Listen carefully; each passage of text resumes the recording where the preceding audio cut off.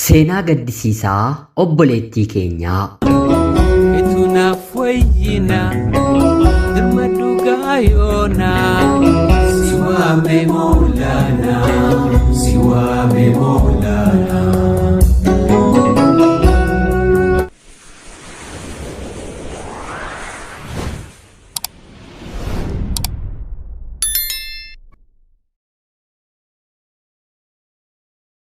Yeroodhaaf maqaa kiyya himachuun barbaadu kanin dhaladheetti guddadhee Jiituu Magariituu Oromiyaa keessatti barnoota koollee kutaa 1 hanga 12tti baradhee xumureen carraa yuunivarsiitii dhabeen dhuunfaadhaan maallaqa kanfaleen baradhee xumureen eebbifameen yeroo ammaa kana hojiitti ergan bobba'ee waggaa 2 xumureera. Haati koo ijoollummaa isheetti manatti na deessee guyyaa tokkollee harma ishee otoo nuusisiin nadhiistee baddee gara biyya biraatti baqachuun heerumtee ilmaan godhattee haa ta'uutii garuu umurii ijoollummaan addunyaa kanarraa boqottee yeroo haati kiyya boqottu ani umuriin koo waggaa 6dha. Akkoof akaakayyuun koo fi adaadaan koo na fuudhanii obboloota koo 2 haati koo deesse wal na barsiisanii gaddaaf torbee tokko erga bira turree booda gara biyyaatti deebinee sanaan booddee ture adaadaan koo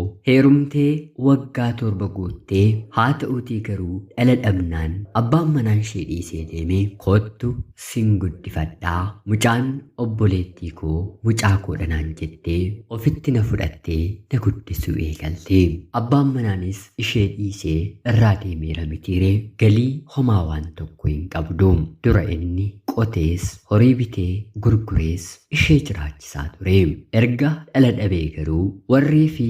firoottansaa masaanuu kanatti hanga yoomii rarraataa dhala malee lafa kanarratti jiraachuu fidhamoo jedhanii otoo inni akkam ishee jaallatu otoo isheen akkam isa jaallattu haa ta'uutii garuu dhalli gidduu isaaniitii waan dhibeef walirraa gargar ba'anii. Kanumas ta'ee garuu muriin ishee bira jiraachuu jalqaberraati kaasee abbaan manaan ishee haadha manaasaa fuudhee ture dhokatee ishee bira dhufaa ture. Booddee irratti haati manaansaa isheen sunis warra isaatti jaarsummaa ergitee yeroo gamsiistu irraa fagaatee bakka jireenyaa magaala isaallee jijjiirratee kanumaan walirraa fagaatanii. Sanaan booddee adaadaan koo barnoota na galchitee hangan kutaa 8 gahutti si'a 2 dhiira gara biraatti heerumteetti. Haa ta'uutii garuu dhala argachuu waan hin dandeenyeef kan jalqabni karra baaseen warri kaanis hiikanii biraa deemu.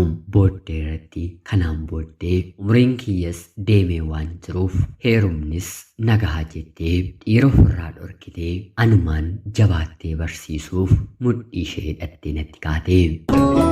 Itunaaf wayyina dirma dhugaa yoonaa si waame Moolaana si waame Moolaana. Ofiif hanga kutaa 4tti qofa baratteetti anaan garuu barattee hanga fixxutti rabbi homaa na hin godhiin jettee waaqaan yeroo hundaa kadhatti. Anis ganamumaa barnootatti cimtuu waan tan taaneef isheef jedheen garuu akka isheen natti gammadduuf ifaan otoo badeellee halkan laambaa qabsiifadheen dubbisaa bulaa. Adaadaan koo galii tokkollee hin qabdu. Baasii kan itti ta'ummoo anadha. Yeroo waggaan haaraa ga'u yuunifoormii, daftara, kophee fi kanneen kana fakkaatan na waliin rakkatti. Ofiif galii waan tokkollee hin qabdu. Gaafa homtuu mana keessa hin jirre mana namaa deemtee oduu qabattee sa'aa dheeraa teessee waan kennanii fi nyaadhu jedhaniini intalli koo haga bulti jettee harkatti naaf qabdee dhufti. Guyyaa fayyaa taate araqee, farsoo, biqila, geeshoo gurguruudhaan anaan barsiifatti. Guyyaa dhukkubsatte mana akkoo keenyaa deemuun midhaan dheedhii hanga kennanii fi safaratti jettee dhufti. Bifa kanaan ture barnoota koo kutaa tokkoffaa na eegalsiistee dadhabe nuffe otoo naan hin jedhiin dhamaatii ishee lafatti gateen qormaata kutaa 12 na jalaa hafee kanaan booddee eessan dhaqa jedheen yeroon yaadda'u maatii isheedhaan dirqama dhaala gahee koo naaf ta'u naaf hiruu qabdu jettee takkaa lafa kennamee fi gurguraa takkaa kireessaa takkaa warqee gaa'ela ishee naaf gurguraa takkaa haadhaaf abbaa isheetti boossee akkana gargaaraan rakkisaa hangan waggaa 3 kolleejjii yuunivarsiitii Rift Vaalii baradhee eebbifamutti akka ijoollee haadha abbaan qabneetti otoo hin taane akka nama maatiin isaa dureessa ta'anitti ofirra darbeen hiriyoota koof akkan gahu na taasistee adaadaan koo na barsiistee na xumursiistee kanan jireenya koo keessatti hin daganne yeroon barnoota koo kutaa 7ffaa baradhu dhiironni walii galanii na butanii turanii haa ta'uutii garuu jireenya intala koo hin gabaabsitani jettee torbee tokko manatti na dhoksani keessaa poolisa waamtee kan na bute yakka butiidhaan qabsiisistee seeraaf dabarsitee kennitee ani barnoota kootti akkan deebi'uuf riqicha naaf taate sanaan booddee anis isheenis maqaa baay'ee fudhanneerra haa ta'uutii garuu dubartiin bakka kufteetti cabe jettee sammuu ishee yoo amansiiste cabduu mataa ta'e hafti yoommoo kuftee mayyuu ammayyuu humna hin qaba jettee sammuu ishee amansiiste kaatee tirattee ni deemti yoo guddate deebitee galuun kee tarii daa'imni yeroo uumamuuf si yaaddessuu kan danda'u ta'a haa ta'uutii garuu ani haadha kee adaadaan kee otoo hin jiru waan tokkoyyuu hin taatu yoo deesses siinuu guddiseeraa dhala kee siif hin guddisaa ati qofti nama ta'eetii barumsa kee boriif jabaadhu jettee ni jajjabeessite bu'aa bahii hedduu jireenya ishee keessatti waan dabarsiteef jechi isheen dubbattu tokkollee lafa kan bu'u miti kutaa 8 kutaa 9 yeroon baradhu dhiironni balbala keenya dhufanii baay'ee nu rakkisu adaadaa koo waliin guyyaatti dargaggoon mana nutti cabsee nu reebuu yaalii godhellee ni jira haa ta'uutii garuu dhiiraaf rabbi humna kennee dubartiif immoo sagalee iyyaa waan kenneef halkan qixxee iyya keessaa fuunee seeraaf dabarsinee kennine baradheen guyyaan eebbifamu dhuftee na eebbistee suuraa hedduus waliin kaanee namoonni ishee beekan dhala jechuun kan dahani qofaa miti kan guddisanis dhala ofiitii baga gammaddee dhalli kee kanaan siif geessee baga eebbifamtee atis bagarraa boqottee jedhanii gammachuu isaanii ibsaniifi itunaaf wayyina dirmadhu gaayoona siwaame moolana siwaame moolana